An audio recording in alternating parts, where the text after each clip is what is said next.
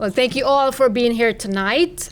But before we begin, we would have two opening prayers.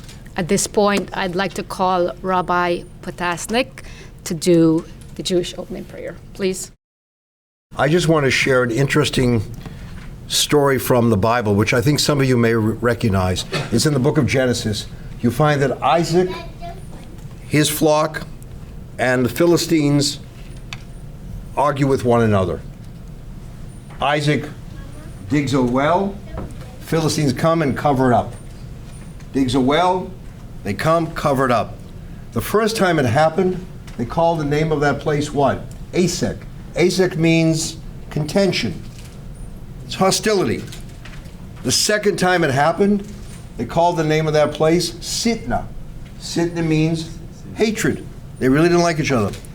The third time it happened, they called the name of that place what? Rehovot.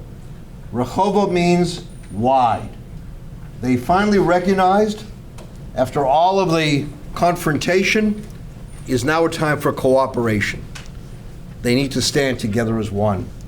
So I'd like to just leave you with this site, which I think has a meaning for all of us. Some of you have been to Brooklyn during your lifetime. If you travel on the Bell Parkway, approaching the Verrazano Narrows Bridge, you'll see the entrance. As you go on the road there, you look to the right, and you find the faith chapels, the different faith chapels, one contiguous to the other. You go to Kennedy Airport, arrivals building number 4. Go where the faith chapels are. There's a mosque, a synagogue, a church, one next to the other. And what's the message? If we're really going to travel safely in this world, if we really want to find security, then it's time we learn to travel with one another. So the prayer is that we continue to teach our kids, especially the young people here, that in school they learn that 1 and 1 equals 2, but in human relationships we have to show them that 1 and 1 can equal 1, that all of us share a oneness of spirit. Thank you. So I've been called to mention the Muslim prayer. And there is a prayer that Muslims recite on daily basis in their 5 daily prayers. And I will invoke that in Arabic and then translate what it means in English for those who don't know what it means in English. But this is a prayer that is invoked 17 times every day. 17 times what I'm going to recite. It takes like 1 minute to recite. In their 5 daily prayers. It starts by saying, okay, I'm just going to say it in Arabic first. Bismillah ar-Rahman ar-Rahim. Alhamdulillahi Rabbil Alameen. Ar-Rahman ar-Rahim. Malik Yawm ad-Din. Iyaka na'bud wa iyaka nasta'een. اهدنا الصراط المستقيم صراط الذين أنعمت عليهم غير المغضوب عليهم ولا الضالين آمين. So this is, brothers and sisters, is the most renowned, most used Muslim prayer that is repeated 17 times a day by Muslims around the world. What does it say? It says, in the name of God, in the name of Allah, most compassionate, most merciful. All praise be to Allah, the King of the universe, the compassionate, the merciful, the ruler on the day of judgment. O Allah, guide us to the righteous path.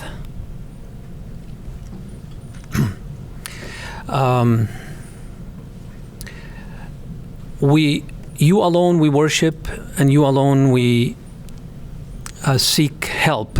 Guide us to the righteous path. The path of those who have earned your acceptance, or those who have earned your satisfaction, not the path of those who have earned your wrath and your anger, or those who have gone astray.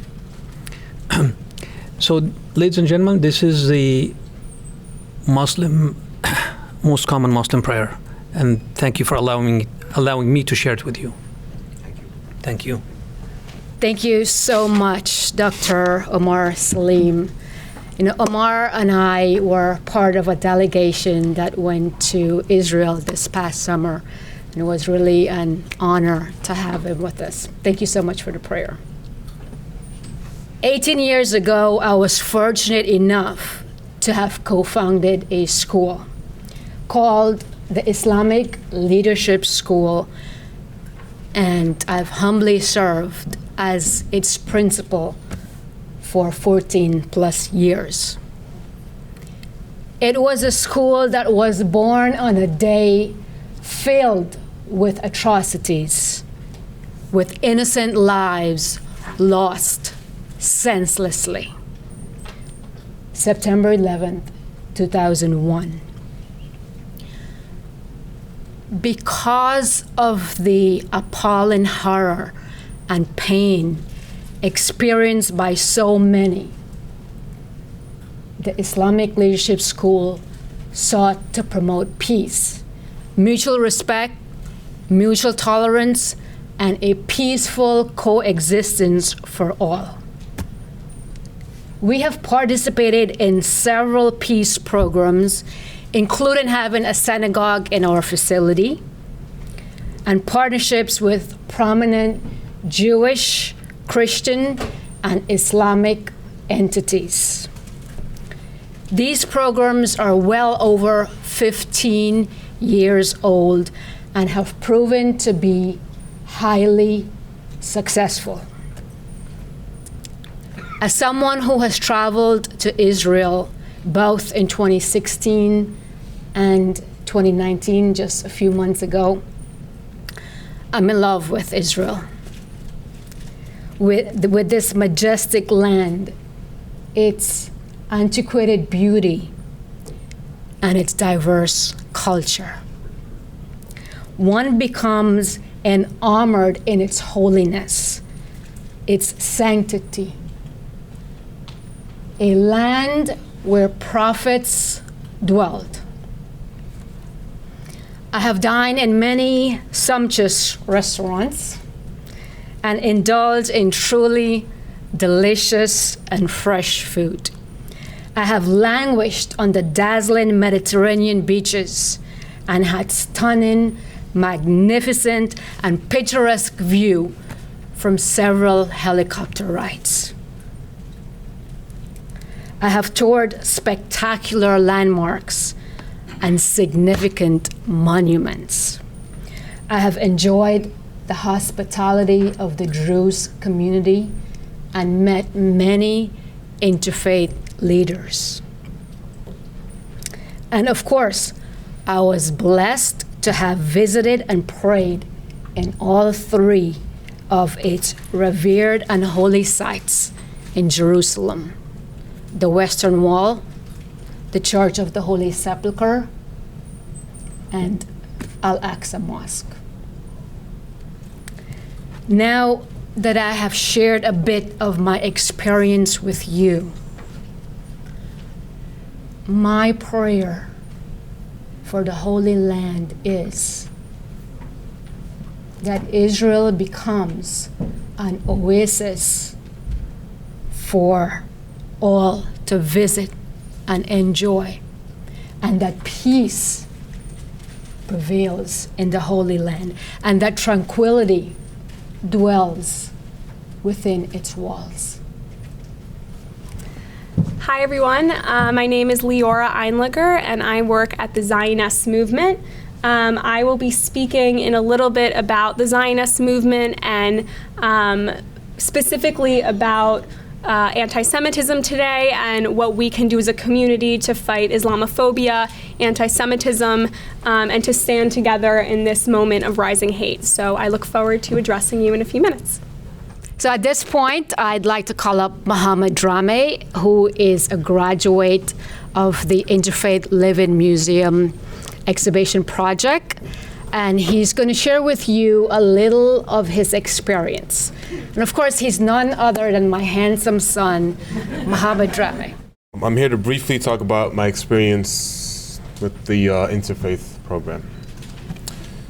Growing up, I was exposed to a lot of interfaith work, primarily through a program that brings together middle school Muslims and Jews to learn about each other. It was fun at the time because the trips and get-togethers that were organized meant time outside the classroom. It was through that program that I learned much about the Jewish heritage and faith. We also connected and made friends with the kids of the other faith. That experience helped shape my understanding not only of the similarities between our faith, but also my view of the tension between our faith and the Holy Land. It was that program that helped me stay more open-minded to the bubble I was in that believed that Jews were our enemies. Moreover, a few years later, the same school I attended, was forced to attend because, they owned it. We opened our doors to a Jewish congregation who lost its place to worship. We'd see them every Friday and Saturday and on their holidays as well. During their stay, I'd occasionally be asked to turn on lights for them because they couldn't mess with electricity on their day of Sabbath, I believe, which was strange at first, I'm not gonna lie. Our school became close to the members of their congregation. Week after week, it became normal to see them worship there. So much so that I thought that they were going to take over and call our building the Promised Land. That was a joke. That experience reinforced the idea that our faiths can indeed not only get along but work together. Having them worship there was an enriching exposure. Now, I'm not saying that this experience alone is going to solve years of tension, and it's true that I don't have the answers to peace in the Holy Land. That's why we got these panelists here. But simply put, this isn't it. We can all attest to this current climate of hostility, aggression, and violence, which simply isn't it. It's certainly not sustainable. Fighting is getting us nowhere. The time for us to engage the problem starts by coming together. It starts with programs like this and many others, which is long overdue. Because it starts with experiences like mine, where you not only encounter but engage with people of the other faith. Because just as violence is no longer sustainable, so is our silence in the comfort of our niches. So however insignificant our actions may seem to others, or maybe even ourselves, it always seems impossible until things get done. Peace is certainly attainable, and as people of faith, we must always remember that we are not in control of the result, but only our efforts, such as tonight. We do our best and leave the rest to the Almighty above. Thank you. We are extremely honored to be here one more time to do what few under the sun dare to do. There are many, maybe hundreds, maybe thousands of programs dedicated to building bridges between Muslims and Jews, Christians and Jews, Muslims and Christians, different race groups, different political groups, different socioeconomic groups, different ethnicities, but very few, if there's any, established for Muslim leaders to talk about Israel. Very few, if there's any. 2 years ago, we've decided that the work that have been done in building bridges is remarkable.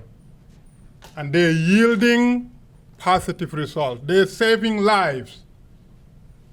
And now we must take it to a next level. And that level is, for the Muslim world, 1.6, 1.7, 1.8 and one of the fastest growing demographics in the world must come to the realization that Israel as a Jewish state is here now, will be here tomorrow, and will be here forever. And the only way we can move forward is to recognize that in our statements, our actions, and our interactions, so that we will not waste one single day fighting a state that God said will be there forever. That is why we're doing this. We're not unmindful of the danger. We're not unmindful of the controversy. We're not unmindful of the loneliness. We're not unmindful of the ramification. But at times, one has to decide whether one's principle is more important than one's luxury. And that time was decided last year that if our lives are to end doing this, we will be the happiest paradise dweller. Because the status quo cannot continue, is not sustainable. And therefore, we have to exercise our God-given commitment to what is right. And today is the second day of us doing this. And all of you who came, I hope you knew full well what the subject was. Today is not Muslims and Jews coming together as friends. It's not about interfaith dialogue. It is for us to stand right here and tell the Muslim world that we are Muslims and we are no longer part of unsustainable position that our leaders take concerning Israel. We're here to let them know that we're branching out. Israel is here today, tomorrow, and forever. And it is only wise of us to get that realization to the hearts and minds of all the young, all the adults, and all the seniors before it's too late. Every single person, as the Day of International Human Rights dictates, every single person deserves a homeland. And every single person must not be put in a situation where they will teach their 4-year-olds how to run into bomb shelter. 4-year-olds in a bomb shelter in a matter of 30 seconds. None under the sun deserves that. And because of that, we are excited about this opportunity. Even though we know how dangerous this journey is. We know it, trust me. If I show you the communications I receive, pros and cons, you will say you guys are the strongest people, but we're excited because this is a journey that will yield what we need, which is a peaceful coexistence. Thank you, Sheikh Musa, and thank you everyone for being here tonight. It's really an honor for me to be with you. This is a journey that we are on to make sure that we spread peace and love in the world. And I'm so happy to be working with Paul on our project that has been there for the last 15 years. We have seen over those years how Muslim children, Jewish children, they come together and they learn about their similarities, not so much their differences. They work on their similarities, their commonalities, and it has been a great impact on them. It has taught them how we are all one.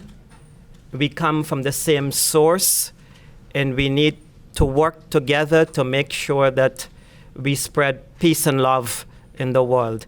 So let's continue on this journey to make sure that more and more people have this understanding that it's all about peace and love. You know, there is a beautiful, and I wish that as much as we say it to Muslims that they would practice it.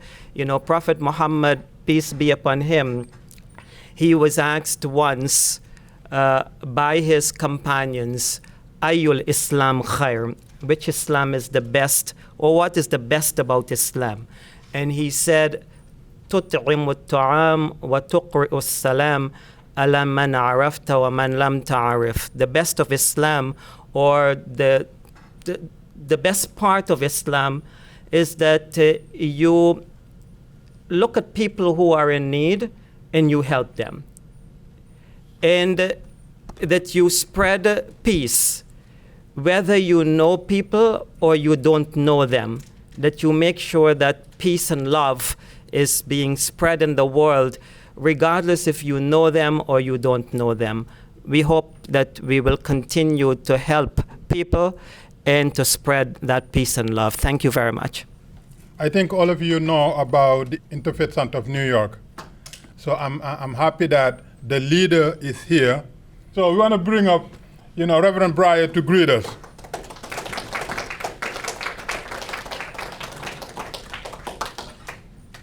Thank you very much, Sheikh Drammeh, who has been a star pupil, if we had a sort of poster child of the Interfaith Center of New York's program. I think you'd be certainly featured strongly from the, as you say, right after 9/11 to that relationship that you built around with, if I recall correctly, going down together to the Jewish Museum and sort of that, coming, so many wonderful things coming out of it. So our focus tends to be on really local interfaith work, though once in a while we find ourselves coming face to face with an issue that does seem to divide people tremendously. And it can come out of nowhere. And I just wanted to say how much I commend you for taking this issue on, front and center, because as you know, there's so many passions about it. And I just have to share with you that in the course of our work, though it be focused locally and what can we do together on making our city a better place, occasionally, as happened last year when we were honoring someone who we thought would be a wonderful attraction and who had done many fantastic things in her life, had a part of her past that some people found very upsetting. And that just came out of nowhere, and it had to do with this conflict. And though, many generations had passed, we were in a completely different city, it still was something that people felt so passionately about. It was very clear we were not going to be able to make everyone happy. And I think in times like that, when we feel that we're falling down on the job, if what our job is to build bridges, I think we have to accept the fact that there are some issues we will never see eye to eye on, ever. And in those moments, the question is, can we still live together? And so it's at that moment that I think we learned that we have to lower the bar. And I remember in the course of this real upset that happened to us, someone saying to me, well, look, even though you don't agree with so-and-so on this issue, don't shut them down. And that's something it was the hardest thing I've ever had to do, but it was also something that was a good lesson. And I think underscores how difficult it is when you don't agree with people, yet nonetheless still to respect their humanity. So thank you for taking on this challenging issue. Thank you very much. So now, before we call up our next speaker, we need to swear in as members of Muslims, Israel Dialogue series, so that we can deputize you, so that from today on, you can continue to propagate our mission. And our mission is one and one alone. So some people may ask us, why would you support Israel? We said, because Allah subhanahu wa ta'ala says so. When we were organizing it last year, we said we don't want any statement from a doctor, Sheikh, Imam, Professor, nothing. We want what God said about Israel. And we went to our book. This is what we found, right here. This is not in the Bible, not Torah, this is Quran. This is what God said about Israel. And we said, you know what? We were looking for justification, now we have it. Now, if you disagree with us, then you disagree with the Quran. Now, some people may have myriads of interpretation. This is how it came, whatever. But the bottom line is, you will find it in the Quran, and that's how it is. Now, you know, as a human being, sometimes, you know, we have to move away from our positions and then try to, you know, come with reasonable, you know, logic. And if you look at the numbers, we're here in New York, where United Nations headquartered. United Nations has 193 members. 193 members who are proud, independent member nations with all their rights and privileges. Among them, we have the Organization of Islamic Cooperation, which has 57 nations. These are Muslim nations, and some of them are Muslim majority nations that belong to Muslims. The Muslims are proud of them. 57, the second largest intergovernmental, you know, organization. Among them, you have the Arab League, 22 nations that are Arab nations. Arabic language, Arabic culture, Arabic dignity, Arabic pride, and Islam is their religion, and they're proud of it. 22. Then, you know, we're fighting 1.6 million Muslims fighting to deny the Jewish world the only state that God said belonged to them. Does it make sense? It does not make sense. It's illogic. It's wrong, and it's illegal. Now, we are not asking anybody to vouch for us or to validate it. Quran validates us. You don't accept us, accept the Quran. You don't accept the Quran, then you have a big problem. But that is Quran. Our position is taken directly from Quran, where God said to the people of Moses, enter the land that God gives you. That's our book. Now, a lot of Muslim scholars don't tell you this. They tell you, oh, occupier, foreigners, killers, this and that. Never ever recite something as profound as this. But this is in our book. Therefore, we are standing on what God says. We're not wrong. We're not naive. We're not crazy. Anybody who's opposing us is opposing this.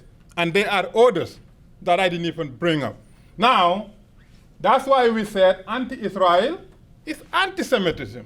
You know, a lot of people say, oh, you know, Zionism this, Zionism that, we love Jews, but we don't. No, no, no. At the end of the day, when you cut all the crap, it's anti-Semitism. Because if Israel is the only nation for the Jewish world and you are anti-Israel, then you're automatically anti-Semitic. I don't care how much you sugarcoat it. I don't care how many forms of Zionism, how many forms of Judaism. The bottom line is this.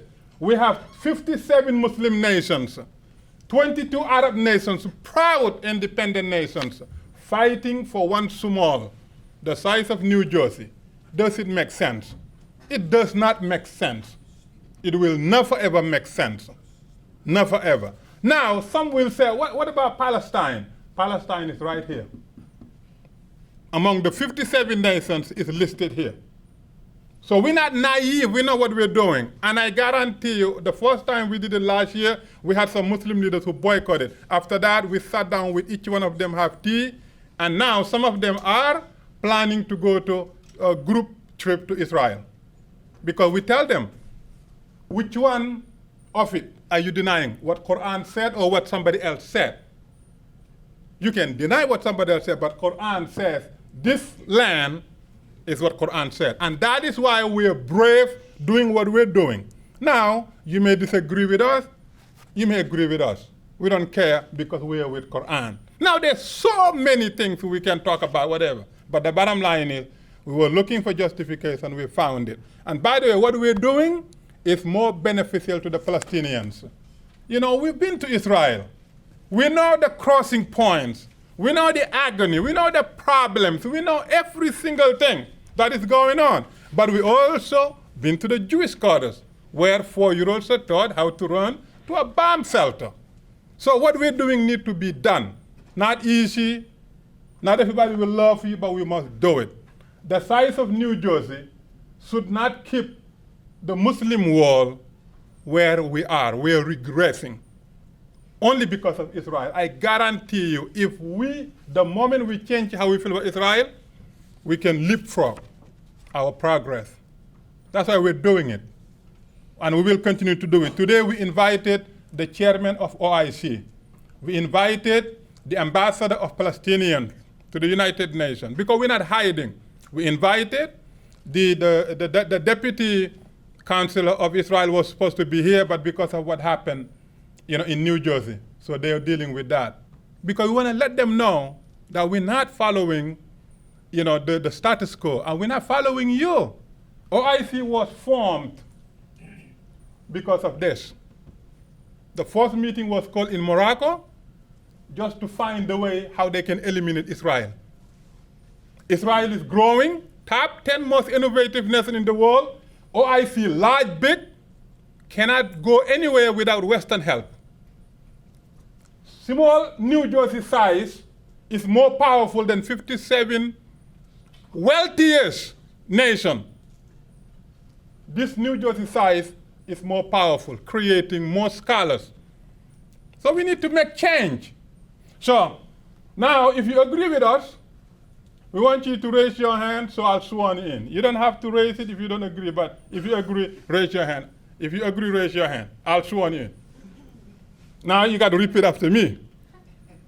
Raise your hand, repeat after me. Anti-Israel is anti-Semitism.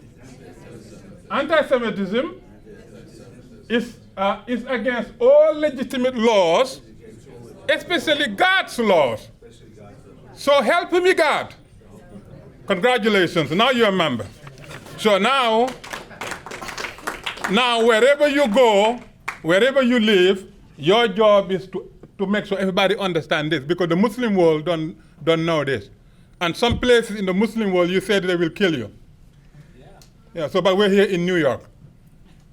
We're here in New York. So with that, now I want to bring up, after 9/11, we had scholars guiding the world as to how to move beyond the anger. And our Sultan is one of the experts in radicalization, extremism, and religious hatred. So I just want to come and greet us. I've spent the better part of a decade working on just research on extremism, not just ISIS and Al-Qaeda, but also looking at ultra-right wing, ultra-left wing, and how we've got a lot of synergies in between these groups nowadays. It's a tremendous problem that's affecting Zoomers, because if you consider Generation Z right now, and this is pretty much anyone who is under the age of 21, as well as the generation behind them, okay, which have been given the sort of crap name Homeland. But if you think about this, we have two generations right now below millennials, all right? We've got Zoomers, and we've got the next generation that Gartner called Homeland, who will be entering college by the end of the next presidential administration's close, all right? These are people who have experienced no war. They've never seen a body come home in a casket. They also have never had to deal with the types of trauma from financial problems of entire economic collapse that we lived through in the 80s, the 90s, and some parts of the OOs.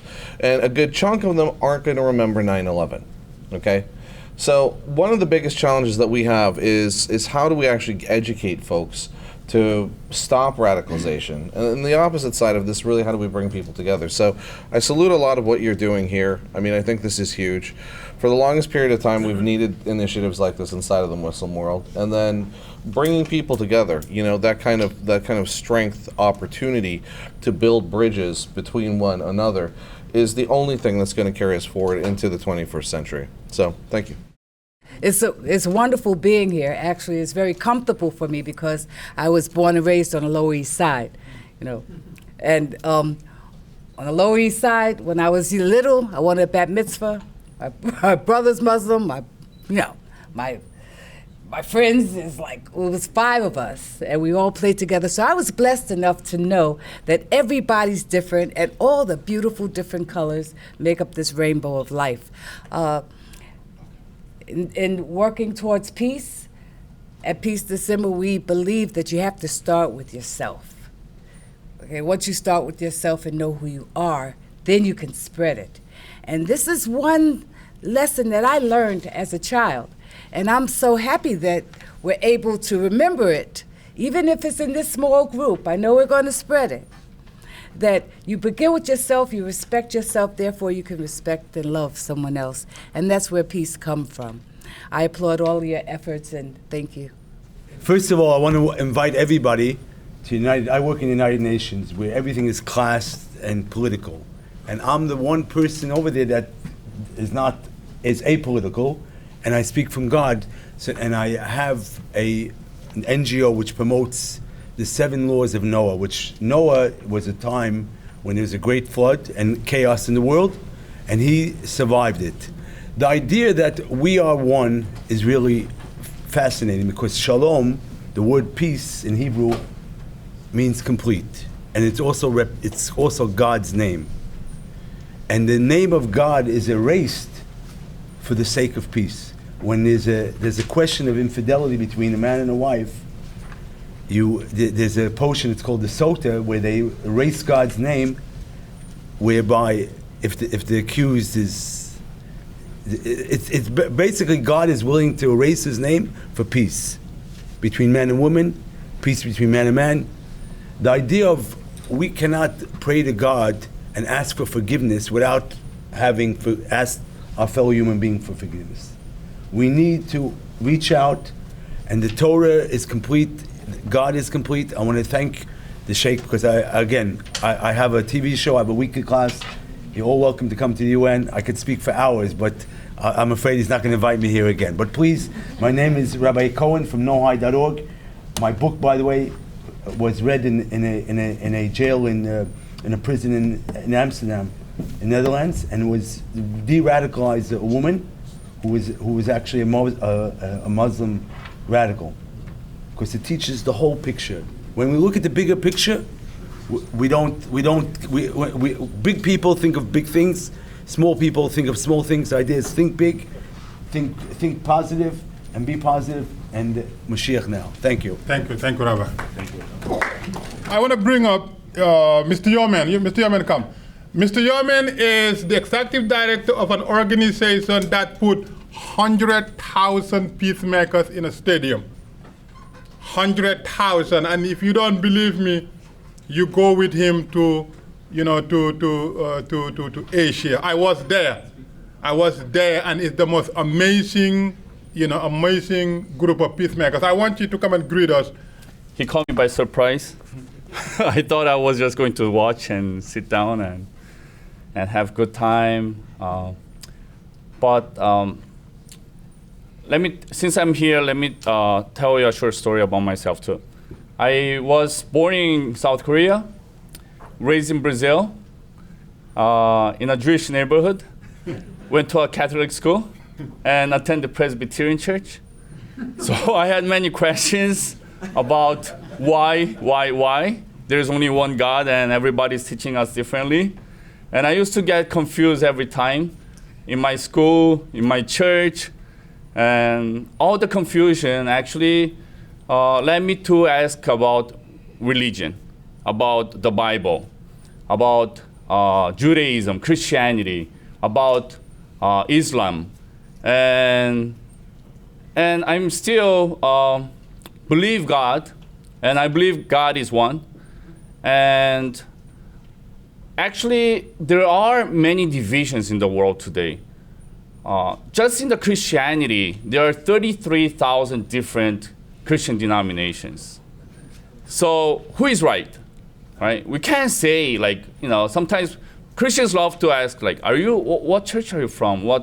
what's your denominations? But what does it matter? I believe in Jesus, but if somebody went to Jesus and said, what's your denomination, then what he would answer? So in Brazil, actually, is a country of diverse cultures. And there is an Arab store next to a Jewish store, next to a Korean store, and everybody get along. Now, why when it goes to political issues, then religion becomes something completely different? So I believe that we should have the freedom of religion, and government and religion should be separated, and people are free to believe whatever we want. Especially in America, we live in America, a land of freedom of speech and religion. And what actually Sheikh Musa is doing is really, really great. And it's not like some people talk about tolerance, but it's not tolerance, but acceptance. We have to just accept the other person for being as who he is, not just trying to accept, trying to like, trying to love. And I think we just should be humans first before religion. Thank you. Dr. Abdoulaye Baldé is the chair of Interfaith Committee at the Borough President's Office, one of the most active bridge builders after 9/11. He did a wonderful job, working with, rabbis and ministers and government to normalize relationships among New Yorkers. And Dr. Baldé is here. He's a medical doctor, worked with Department of Health, but come and greet us. 1 minute. We have to know what I like, you like it. What I don't like, you don't like it. We all have same. God created us all same. Just the difference is color, language, origin, location, but what God give us all is the same. All human beings. Now, what is the difference? Maybe I'm rich, you poor, I'm president, you subordinate. The only things I'm gonna ask, every one of us, fear God. When we come, we was alone, nothing. And when we're gonna go back alone, with nothing. We leave everything here as we came. So you have three rights. Right in your own self, right between you and God, a right between you and people. If you have power, use it in the right way. If you have money, use it in the right way. If you are poor, accept you are poor, behave. You are rich, thanks God. What God give it to you, you have to give it to the people. What I'm gonna say, thank you very much for that. I think the world changing. We all gonna live near each other, we side by side in peace. When we have peace in this world, we don't need the police. No police. If I like you, like me, no problem. What I'm worried for me, I worry for you, it's no problem. So may God protect us all and give us understanding. Human being, we are equal. So don't use your power to oppress anyone. Thank you very much. So thank you to Sheikh Musa for this incredible opportunity. This is really a groundbreaking event. We are bringing communities together that are often pitted against each other. But in reality, we know that we have a lot in common and that we must work together to help both of our communities thrive. We are living in a moment of rising hate. There's been a rise of anti-Semitism and Islamophobia in the US. It is imperative that we work together to root out these evils from our society. This dialogue is happening at a very exciting time. Just recently, there was a conference of Muslim leaders in London who came together to discuss normalizing Israel so that we can finally come to a place of respect and coexistence. The work of Sheikh Drammeh is having a broad impact and creating a future where peace is possible. My name is Leora Einleger, and I'm proud to be here representing the Zioness movement. The Zioness movement is a domestic social justice activist organization with over 30 grassroots chapters around the country. We support progressive causes, such as immigrant rights and refugee rights, and we fight issues like police brutality, Islamophobia, and mass incarceration. Zioness was created because American Jews have been alienated from American social justice movements. We are given an unfair litmus test, and we are expected to reflexively bash Israel in order to participate in progressive movements, and in order to prove our commitment to equality and human dignity for all Americans. Zioness rejects this litmus test. We work to empower American Jews to stand proudly as Zionists and to feel comfortable and participate in movements for a more just and equal America. It is harmful to all of us and to all of our shared goals when Jews are not allowed to participate in these movements as our authentic selves. Zioness is here tonight to build relationships of solidarity and allyship and to overcome the artificial divides between our communities. We are here because we want to fight Islamophobia, anti-Semitism, racism, and all forms of bigotry. But to do this, I need to explain how anti-Semitism manifests itself today as anti-Zionism and anti-Israel sentiment. I will explain what Zionism means so that you can understand why it is such an inherent piece of the Jewish identity. We are not here to debate the Israel-Palestinian conflict. We are here, we hope to see the self-determination of both people. But we need everybody to understand that the vast majority of Jews are Zionist. So when Zionism is demonized, Jews are attacked. Anti-Zionism and anti-Israel sentiment are modern manifestations of anti-Semitism. I'm explaining this so that we can all call it out together. And in return, I hope you will help me better call out Islamophobia. New York Times writer Barry Weiss explains explains anti-Semitism as a conspiracy theory. With anti-Semitism, Jews are always at fault for whatever is wrong in the world.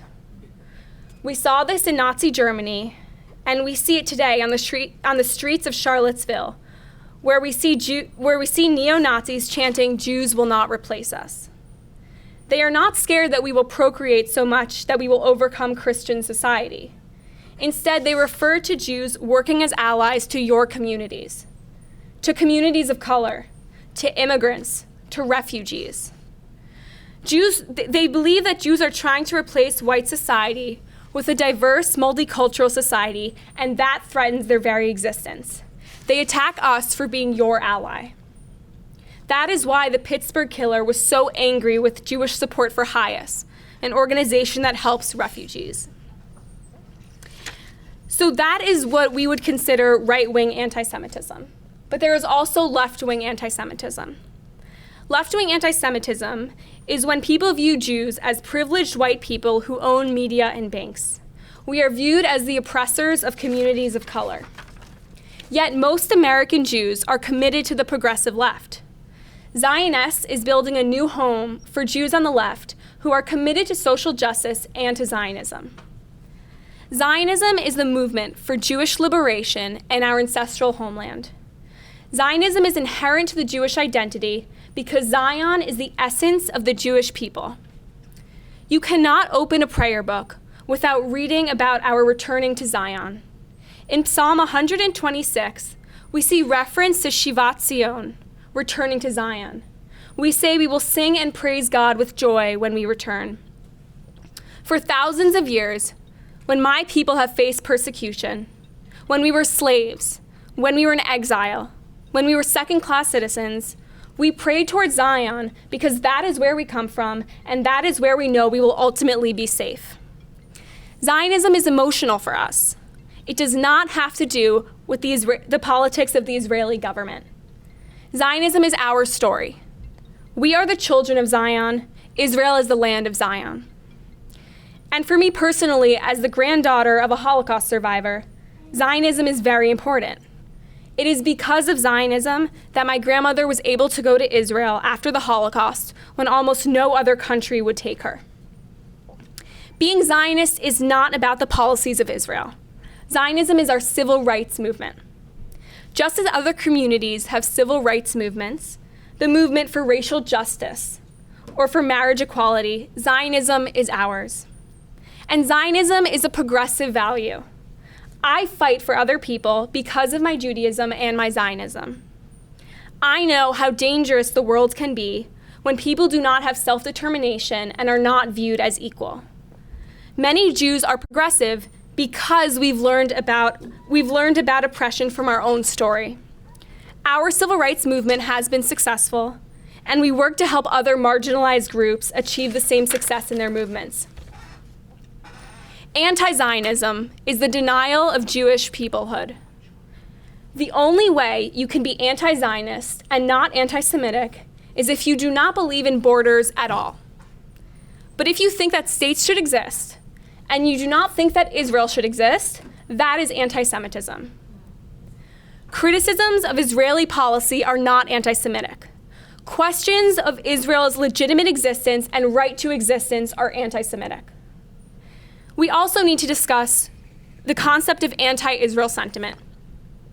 People who are anti-Israel say that they do not believe that the state of Israel should exist. People say that they are anti-Israel because of Israeli policy. But opposing the policies of a state does not make you against the existence of a state. There are millions of people who oppose our current government and the policies of our current government, but they do not say that they are anti-American. Even with China's occupation of Tibet, Morocco's occupation of Western Sahara, Russia's occupation of Crimea, no one says they are anti-China, Morocco, or Russia. Israel is the only country that they are anti. That is a double standard, and that is anti-Semitism. And again, this is not a zero-sum game. Supporting the existence of a Jewish state does not mean you do not support the existence of a Palestinian state. Most Jews believe in the self-determination of both Jews and the Palestinians, and so do Zionists. In summary, Zionism is inherent to our Jewish identity, and for many US Jews, so is social justice. I'm not asking anyone here today to become Zionists, but I do want you to understand what it means for my community. Most Jews are Zionists, and that is because we believe in our own civil rights. I want you to understand this because it's being used as another artificial barrier between our coexistence, as if believing in my civil rights means I cannot believe in yours. I want you to know that the Jewish community stands with you in this moment of rising hate, and I hope you will stand with us too. To stand with us, it is imperative to reject anti-Zionism and anti-Israel sentiment because they are both deeply anti-Semitic. When we understand each other in this way, we can work together to build stronger coalitions for a more just America. This event is so important because we are taking important steps towards creating lasting peace and coexistence. It is a privilege to be here and to hear from all of you, and I am so grateful that you are here hearing me too. Thank you. Now the main speaker, Dr. Omer Salem, comes from Yale University, brainy, powerful doctor. You know, not many Muslim leaders will come here to meet with other Muslims to say that we embrace Israel. Not many Muslim leaders will do it. Not many. But Dr. Salem wrote books about bridging the gap, bridging bridges. Now, his position may not be welcomed by either side, because that's how the thing is. As soon as you say Israel, some people get upset. Palestine, some people get upset. Let's have peace, some people get upset. The moment you open your mouth, you offend some people. That's how, unfortunately, the situation on the Holy Land. But it's the holiest of the holiest of the holiest. It is a land that we all should aspire to making it what is promised to be, a homeland for God's servants, God's creation.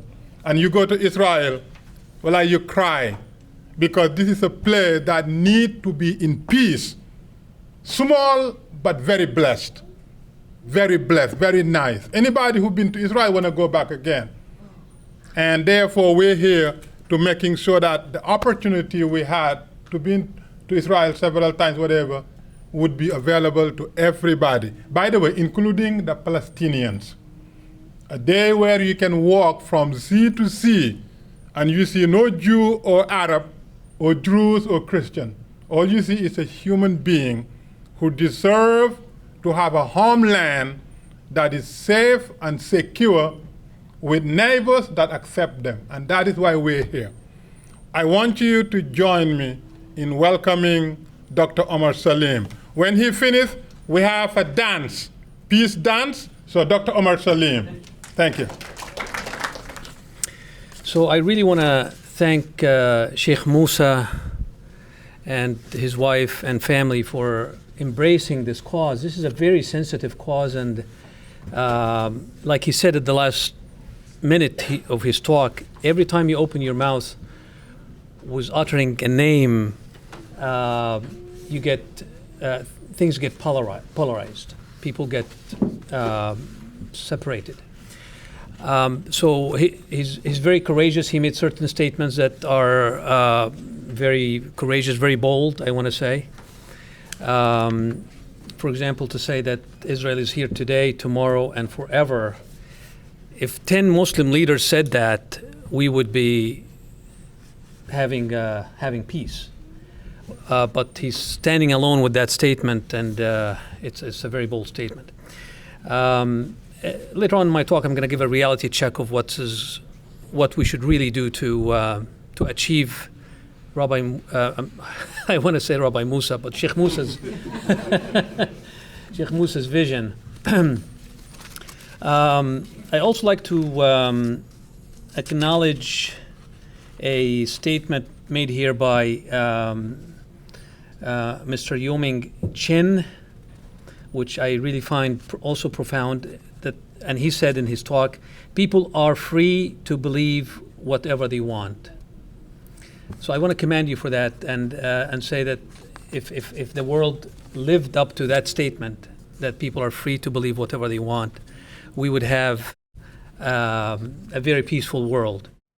I have given quite a bit of time of my life to this cause, in that I was a successful businessman in California. I left my business and took 10 years off of my life and being immersed into studying the Hebrew scripture and studying the Quran. So the talk is going to center around that, because my finding in a nutshell is that politicians will not be able to solve this problem. I'm just being honest. Mr. Kushner, Mr. Trump, Mr. Netanyahu, Al-Sisi, Abbas, all these names that we hear of politicians are not going to be able to solve this conflict in Palestine, Israel. Only religious leaders from both camps who are able to get together in a room like this will be able to come to a solution, but certainly not the politicians. They've been trying for so long. And actually, Mr. Trump admitted this week that if Kushner cannot solve the Arab-Israeli conflict, then no one else can. Well, that's his view. So my talk today, I'm going to start by giving a quote from the Holy Quran and also a quote from the Hebrew Bible. And then I'm also going to talk about what is it that how can we reframe this conflict so that Muslims would see Israel in a different light, and also the Jews think about Israel and the Muslim world in a different light. Okay, it's very, very important if we want to see a lasting peace in that region. So to start by the Quran quote here, it's from chapter 13, verse 11. It says, إِنَّ اللَّهَ لَا يُغَيِّرُ مَا بِقَوْمٍ حَتَّى يُغَيِّرُوا مَا بِأَنفُسِهِمْ. Indeed, Allah will not change the condition of a person or people until they change what's in their heart. This is a quote from the Quran that's relevant to what I'm going to talk about. The other quote that I will also cite from the Quran says, وَإِن جَنَحُوا لِلسَّلْمِ فَاجْنَحْ لَهَا وَتَوَكَّلْ عَلَى اللَّهِ إِنَّهُ هُوَ السَّمِيعُ الْعَلِيمُ. And if your enemies are inclined to peace, then you must incline to peace and rely upon Allah. Indeed, it is Allah who is the all-hearing and omniscient. So these are the quotes from the Quran. The quotes that I chose from the Tanakh here is a quote from 1 Samuel chapter 16. The Lord does not look at the things people look at. People look at the outward appearance, but the Lord looks at the heart. The second quote I chose for this talk is from the book of Ezekiel, chapter 14. Repent and turn yourself from your idols and turn away your faces from all your abominations. Anyhow, the title is Can Israel live in peace among the Muslim nations and the Arab nations and the Muslim nations in the Middle East? To do that, I had to rely on certain assumptions. The assumptions I'm making are the following. Most Israelis most Israelis desire to live in peace with their Arab neighbors. Assumption number 2, most Arabs desire to live in peace with their Jewish neighbors. The third assumption is Israelis and Arabs would both benefit greatly by living in peace with one another. And the fourth and important assumption I made is this: when Israelis and Arabs do not exhibit a desire for peace with one another, that is mostly because they have given up hope for peace. That's the reason they don't have peace, is that they've given up hope for it. So what I said here in the paper is that the status quo of one state is not possible for Palestinians and Jews to live together, and two states are also not possible for both of them to live together, is really causing this struggle to continue. If Jews or Zionists and Arabs and Muslims are willing to reframe their thinking, then the answer to the question, can there be peace between them, is yes. But we have to reframe how we think about each other. We cannot go thinking about each other the way we have been thinking, because we can't achieve peace that way.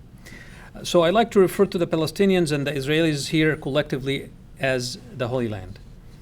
And we have to be realistic and not mince words. As long as the Jewish people are the only sovereign nation in the Holy Land and the Palestinians are denied self-determination, there will be a conflict in and around the Holy Land. I define sovereign nation here as a nation that controls the flow of people, goods, and services to the Holy Land. Now, an Israeli might reply to me by saying, but the Palestinians have their territory with their government, they are autonomous. And then I get Palestinians in the audience answering that by saying, Israel controls our seashores and our airspace. It controls who gets to enter and leave Palestinian territory. Therefore, we Palestinians do not have sovereignty. So that's what the Palestinians are complaining about. They don't have sovereignty. So anyhow, we learned from history that Arabs and Jews lived in relative peace side by side for centuries in the Middle East and other parts of the Muslim world. An Israeli might say there were many good years, but there were also years that were not good. Many Jews lost their lives over the centuries. The Arabs will answer that claim by saying that Jews under Arab and Muslim rule never experienced the kind or type of atrocities they confronted in Christian majority Europe. For example, we see we had like periods of something called the English expulsion of Jews, and also the French Crusades. They were leading crusades, and of course the Spanish Inquisition and the German Holocaust. So each nation in Europe had its own challenges or problems that it had with the Jewish people over the centuries. And then also have the Russian pogroms, not to forget that. But why is all of that happening in Christian majority places? In Islam, the religion embraced by 90% of the Arabs worldwide, we have no concept of something called deicide. Deicide, or the killer of God. The concept of deicide, established in the early Christian theology, was used historically against the Jewish people and caused untold atrocities in Christian majority Europe. However, after the first Zionist conference in 1897 and the desire for Jewish Zionists to create a country, preferably in the Holy Land, for the Jewish people to save themselves from discrimination and atrocities in Europe, relations between Arabs and Jews became tense and began to deteriorate. As it is now, conflict in Israel-Palestine tends to reverberate throughout the entire Arab and Muslim world. According to many Christians and Muslim Arabs, laymen and scholars, Israel represents a foreign power. That's what you really ought to understand. I mean, this is to the Jews here, so you got to understand how you're viewed, because if you don't understand how you're viewed, you're not going to be able to solve it. Like I said, according to many Christian and Muslim Arab scholars, laymen and scholars, Israel represents a foreign power that was imposed by the West against the will of the Arab indigenous people of Palestine. That is why the Jewish people coming to live in the Holy Land for the past 7 decades are viewed among Arabs, by and large, as an occupying force, not as people coming home. You are not viewed as people coming home. You're viewed as occupying force because of how that mentality is thinking. Israel is viewed as a state that promotes exclusivity and superiority of the Jewish people over all other people in the Holy Land. That's how we are viewed by Arabs. In light of the above introduction, how could Arabs and Jews have peace in the Holy Land and beyond? How can Jews and Arabs reconcile? Any long-lasting peace in the Middle East has to be based on mutual respect of religion and culture for both Muslims and Jews. Jews have to feel safe to accept peace, and Arabs have to feel dignified to accept peace. So it's really two different concepts. Think of it as Jewish safety versus Arab dignity. As long as Arabs don't feel dignified, they're not going to give peace to the Jews, no matter what the Jews do, even if they give them 1 pound of gold to every Palestinian, they won't take peace. They want to feel that they're dignified. That is the key to the mutual trust leading to peace and prosperity. Arab dignity and Jewish safety. reframing the conflict for the Jewish people. After years of study and observation, one learns that Jews are meant to view themselves as a light unto the nations. Okay, so Jews are viewed as light unto the nations, with the Holy Land as their ancestral home, and the world as their office and calling. The Jewish people need their home, but they cannot fulfill their purpose by staying home alone. They have to view themselves as people created to inhabit the four corners of the earth, not only Brooklyn or Israel. After all, the Torah was revealed to Moses for the whole world to benefit. A Jewish academician might say this sounds nice in principle, but it involves rejecting about 2,000 years of Jewish liturgy and literature and lore. In Jewish theology, the land of Israel is the center of Jewish aspirations. Not political sovereignty over the land of Israel, but residence. So residence in Israel is very important. To that assertion, if that's the case, an Arab academician might say, Jews are welcome to reside and as neighbors in the Holy Land. In fact, the Quran asserts, as Sheikh Musa mentioned earlier, that that notion. It says in the Quran, O people of Moses, enter the Holy Land which Allah has assigned to you, and do not turn back from fighting in Allah's cause and thus become losers. This is a verse in chapter number 5 of the Quran. The Jewish people have to view the Holy Land as a place that they come to for respite and rest. The Jewish people have to view themselves as sea-going vessel of God's word to humanity. Sometimes the ship is harmed and hammered by the high seas, and it is time to return to shore in the Holy Land again. However, if the vessel stays in the Holy Land for a long time, it might break down and become useless. And if the ship has no access to the shore, which is the Holy Land, it will be lost in the high seas and probably sink. That is why the Jews should have one leg in the Holy Land and one leg in the entire four corners of the globe. If Jews focused on the Holy Land and ignored the world, they may rust and decay. But if the Jews concentrated on the world and ignored the Holy Land, they may lose and be led astray. The Jewish people have to find a balance between focusing on Israel and focusing on the world. For example, synagogues and yeshivas should span the entire world and not be concentrated in selected parts of the world.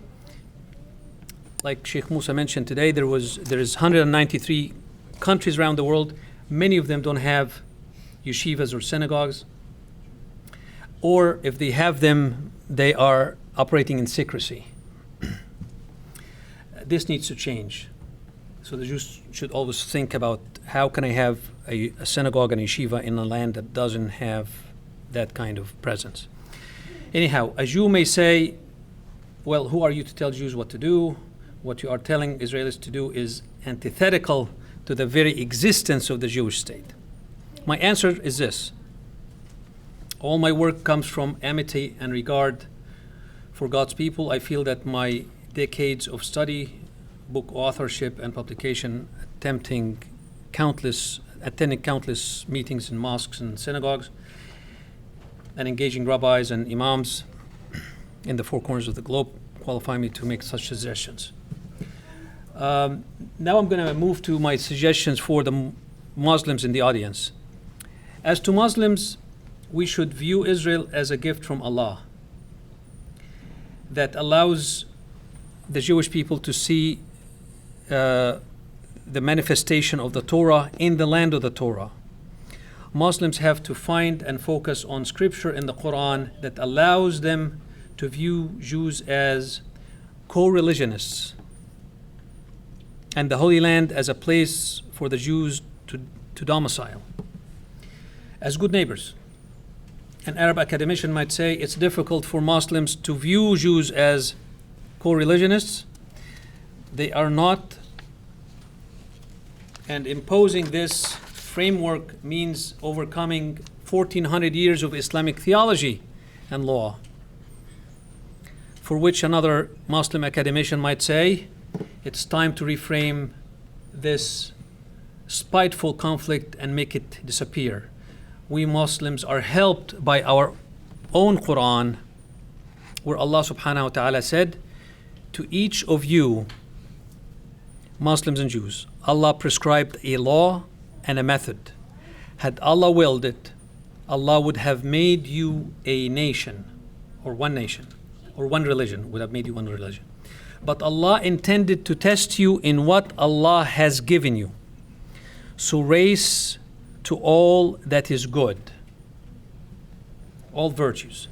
To Allah is your return altogether. On the day of judgment, Allah will inform you concerning that over which you used to differ. So like Reverend Chloe here mentioned something in her talk about us having differences. It's okay to have differences. It's part of God's plan to have differences. Okay? Jews only believing in Moses and not believing in Muhammad or Jesus is fine with me. It's okay. They're not going to be tested on whether they believed in Muhammad or Jesus. They're going to be tested on the day of judgment according to the Quran as to what they did with the Torah. What they did was what they were given. Not what they did was my Quran. They don't read my Quran. They read their own book. It's perfectly fine. Had Allah willed it, Allah would have made you one nation or one religion, but Allah intended to test you in what Allah has given you. So race towards all good, toward all virtue. To Allah is your return, and on the day of judgment, Allah will inform you concerning that which you used to differ. Muslims should use the Quranic concept of generosity. Now, this is a very important part for Muslims. And if you Jews appeal to that part and understand the concept of generosity within the Muslim context, you will go a long way in getting Muslims to make peace with you. If you're having difficulty with Muslims accepting you, making peace with you, read about the concept of generosity in Islam, because this is the concept that Islam inherited from Arabia, from the Arabs in the desert. Arabs in the desert, before Prophet Muhammad, had that virtue, that value, the value of magnanimity and the value of generosity. The Quran came to affirm that value and to praise high kudus for people who embrace that value, the value of generosity and the value of magnanimity. So that's a value that we should remind the Muslims of. Muslims should use the Quranic concept of generosity and magnanimity towards the Jewish people. They should afford the Jews a place to stay as neighbors among the Muslims. The Jews need to recover from the many persecutions they endured while living away from the Holy Land. Now, Muslims don't understand that. They don't have a concept of the fact that for 2,000 years the Jews have been persecuted when they lived away from the Holy Land. They don't have that concept. They don't view you as people coming home. They view you as people who are coming to occupy and slaughter the Palestinians. That's why they're doing what they're doing. Anyhow, then I have a message here for dissenting voices. This paper is an attempt to help both Jews and Arabs see events from the other's point of view. Dissenters might say this thesis whitewashes crimes against humanity by Jews or by Arabs. If so, one might answer that by saying, let Allah punish the perpetrators for their wrongdoing. Let's put the past in the past and focus on a brighter future for our children. In conclusion, to have peace between Jews and Arabs, or Jews and Muslims in that case, in the Holy Land and beyond, Jews need to focus on the world as their calling, and Muslims need to focus on the Jews as their younger brother. the descendant of Isaac. And Isaac was the brother of Ishmael. Ishmael was the older brother. And these brothers are coming home to rest before going out to face the world again. One possible solution, as suggested by a Muslim scholar, two-state solution followed by a federation between the two states. Other Muslim countries will be invited to join the new federation, starting with those in the Levant area. In conclusion, I have a call to action here. This is to Sheikh Musa and all the interested parties in this. Invite members of the Muslim and Jewish religious groups to attend service at each other's respective place of worship. Very important, because otherwise we're strangers. Have Muslims and Jewish students cooperate on joint project and seminars as part of their study. The people who own the future should discuss the fate of peace between themselves, between Arabs and Jews. Therefore, I suggest Sheikh Musa to organize a conference titled Arab and Jewish Youth Peace Conference. And with that, I'd like to conclude, and I want to thank you very much for taking the time to listen to me today.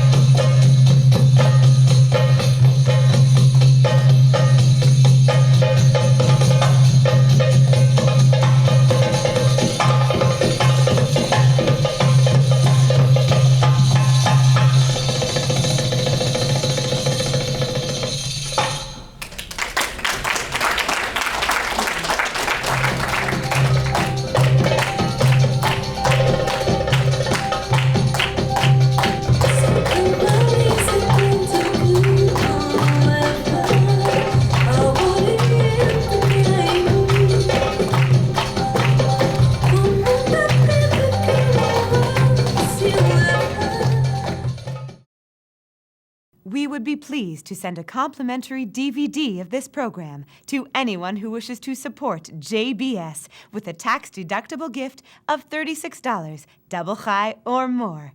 Simply visit the JBS website at jbstv.org and click on the Donate button to make a donation by PayPal or your credit card. And please, indicate the program for which you would like a DVD. Or you can send your tax-deductible check to JBS, P.O. Box 180, Riverdale Station, Bronx, New York, 10471. And again, please remember to indicate which program you would like to receive with our compliments. And we thank you for your kind support.